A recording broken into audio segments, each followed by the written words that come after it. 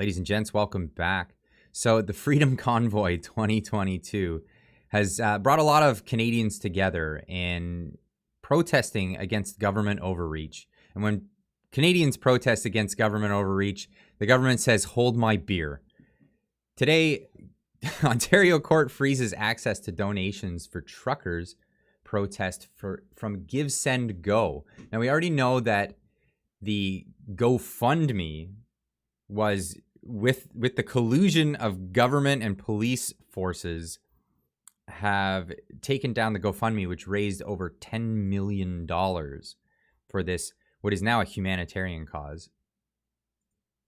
Has now, the Ontario government has seized their ability to pass it along. So the Ontario government says it has successfully petitioned a court to freeze access to millions of dollars donated through online funding platform Give, Send, Go to the convoy protesting COVID-19 restrictions in Ottawa and at several border crossings.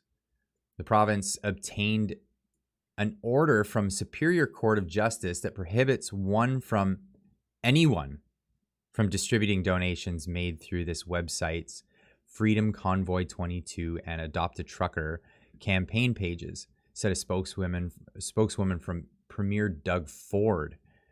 Ivana Yelch said the order binding any and all parties with possession or control over these donations was issued Thursday afternoon. These cited a section of the criminal code that allows the Attorney General to apply a restraint order against any offense-related property. Now, Give, Send, Go, which has raised over $8.6 million for this campaign, got on Twitter and said, "Know this, Canada has absolutely zero jurisdiction over how we manage our funds here at Give, Send, Go. All funds for every campaign on Give, Send, Go flow directly to the participants or the recipients of those campaigns, not least of which is the Freedom Convoy campaign." Now, that being said, they may have trouble sending it to the truckers. So there is no jurisdiction. They can raise the funds, but they may have trouble getting it to the truckers. And that's where, of course, we've seen time and time again, as roadblocks come in, people come up with some clever ways, some very clever ways to figure things out and get things going and get things to the truckers. I mean, we saw that with the fuel.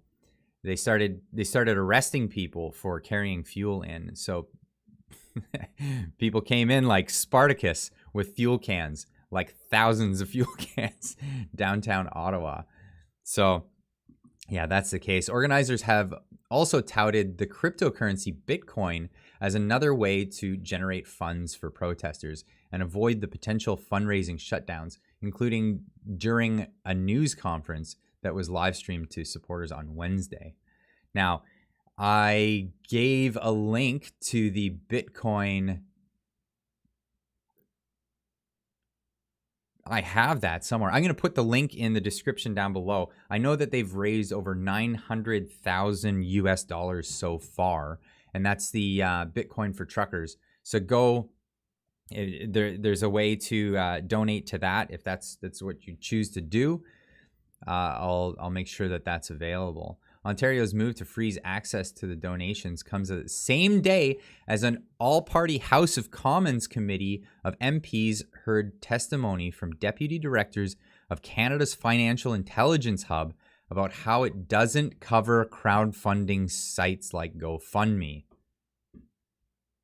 FinTrack has a mandate to identify money linked to terrorist financing and money laundering from reports it receives each year from entities including banks, insurance companies, money services, businesses, and casinos. So they're trying to label, again, this peaceful protest as, what, a terrorist organization? They've already said that it was an occupation. Everybody on the ground says, nope, we have homes. We're going home as soon as the mandates are lifted. So here's another clear-cut case of the government saying, we will do everything in our power except talk to you. Anyway, keep on trucking.